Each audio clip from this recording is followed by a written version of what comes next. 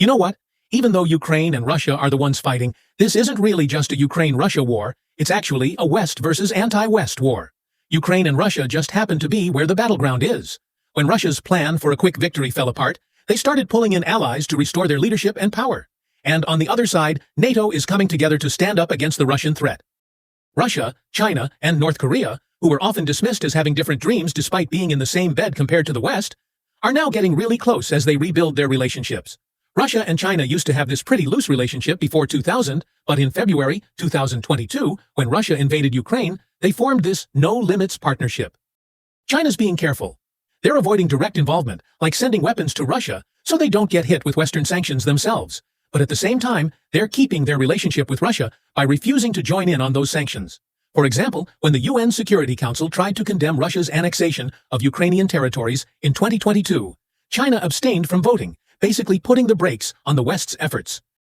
After the war, North Korea and Russia's relationship got super tight. At the Victory Day celebration, Kim Jong-un, North Korea's leader, put on quite a show by having Russian Defense Minister Sergei Shoigu seated on his right and Li Hongzhang, Vice Chairman of China's Standing Committee, on his left while watching the 70th anniversary performance. Then, from September 10th to 18th, 2023, Kim Jong-un visited Russia and toured various military bases. In October 2023, the U.S. White House National Security Council said North Korea recently provided Russia with over 1,000 containers of military equipment and supplies. They even released photos showing containers being loaded onto Russian ships in North Korea's Najin port between September 7th and October 1st. So basically, they'd already decided to provide weapons before the September visit to Russia. That visit was just for show, to demonstrate their strong relationship. According to UN Security Council resolutions, North Korea isn't supposed to export weapons. And Western countries, including the US and EU, have strictly banned weapons exports to Russia since the Ukraine invasion. But honestly, there's really no way to stop North Korea and Russia from trading weapons. US Advisor Sullivan warned there would be consequences for North Korea's actions. But here's the thing. Both North Korea and Russia are already under so many international sanctions that they can't really be sanctioned anymore. From their perspective, they've got plenty of reasons to do it and zero reasons not to. And it's not just weapons. North Korea sent troops in late 2024. In late October, NATO's Secretary General and the U.S. Secretary of State revealed that 8,000 North Korean troops were stationed in the Kursk region. And in early November, President Zelensky announced the first combat engagement with North Korean forces. North Korea has been taking advantage of the chaotic international situation, conducting unprecedented military demonstrations with ICBMs and other weapons since 2022. But every time the Security Council tries to condemn these actions, Russia keeps opposing it. And China keeps abstaining, so nothing ever gets done about it. Since both North Korea and Russia are facing these intense, comprehensive sanctions from the US and the West, it looks like they're just going to keep getting closer and closer, teaming up strategically to find ways around these sanctions. These two are basically in the same boat, so their partnership is probably going to get even tighter as time goes on. Meanwhile, China, being the strongest of the three, might not be too happy about Russia and North Korea getting so close. After all, this could mean a shift in the current power dynamics. Let's look at the economic side. Russia has been able to continue the war despite Western sanctions because they're rich in resources. But hey, those resources are only worth something if you can sell them, right? When all their other trading partners disappeared, China stepped up and became their biggest buyer, not caring what the West thought.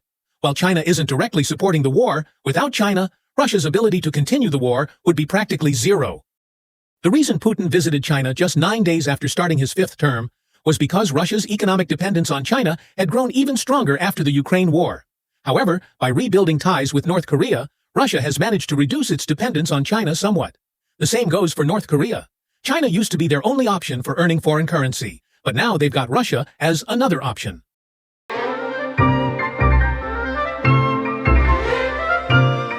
As Russia, China, and North Korea strengthen their relationships, NATO, whose role had been questioned since the end of the Cold War between the US and Soviet Union, is now expanding its front lines and showing its relevance once again. In January 2023, the EU and NATO issued their first joint declaration in 5 years. Looking at the declaration, it states that NATO is the foundation of collective defense for the alliance and essential for European Atlantic security, and that NATO and the EU play complementary, consistent, and strengthened roles in supporting international peace and security. The relationship between the EU and Russia, which had developed through mutual exchange since the Cold War era, with trade in gas and minerals, has now transformed into one of enemies. Want to see the real changes that happened? Russia's invasion of Ukraine became the catalyst for Sweden and Finland to join NATO. countries that had maintained their neutrality for over 70 years. As a result, NATO has expanded from its original 12-member countries at its founding to 32 countries today. As mentioned in our previous video, Putin's decisive reason for invading Ukraine was to stop NATO's eastward expansion. It was based on his determination that Russia could never share a border with hostile nations. But the war actually produced the opposite result. The Baltic Sea, once called the Soviet Sea, has now become NATO's lake, and Russia not only lost its route to the Atlantic Ocean, but St. Petersburg, Russia's second-largest city and former imperial capital, is now within NATO's closest striking range. But Putin isn't the type to just sit back and take it. Did you know there's Russian territory right next to the Baltic Sea? This place was originally German land called Königsberg in East Prussia.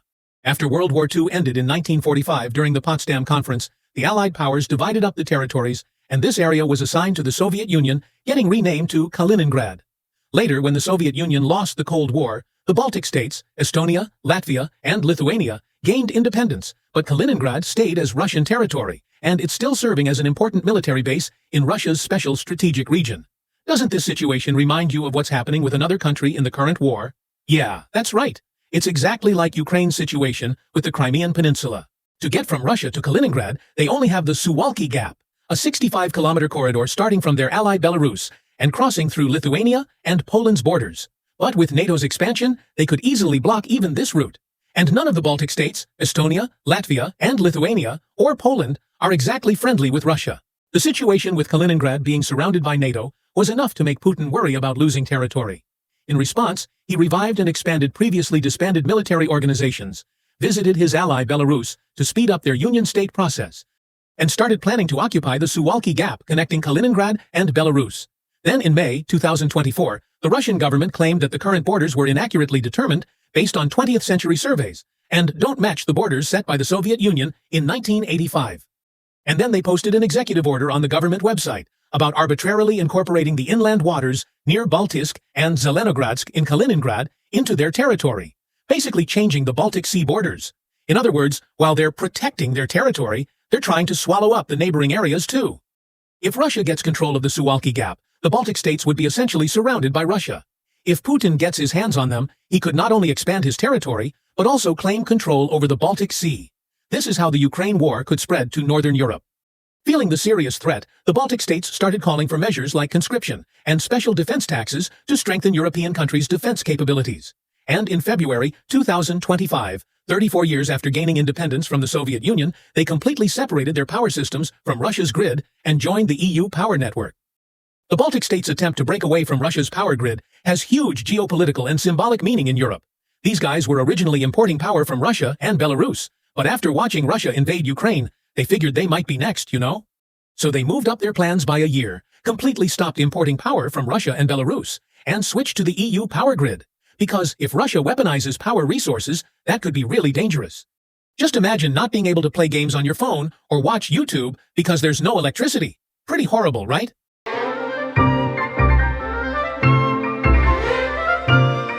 Sweden and Finland are in the same boat. If Russia takes over Belarus and the Suwalki Gap, they'd also be practically surrounded by Russia.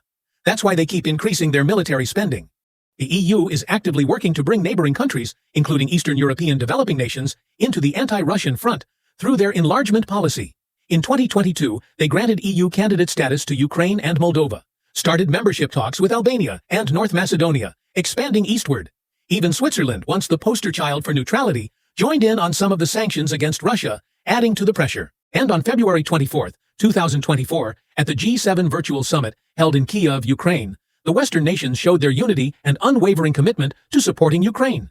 Makes you realize that the Ukraine-Russia war isn't just a one-on-one fight, but a battle between alliances, right? It's basically like a gang fight, just on a bigger scale, even if you can't see it that way. The map above is from 1980 during the Cold War. Allies are marked in the same colors. How do you think this map has changed in the roughly 25 years since then? That's all for today's video. This series about the Ukraine war will be a 5-part series. Don't miss the other videos. Please like and subscribe to our channel.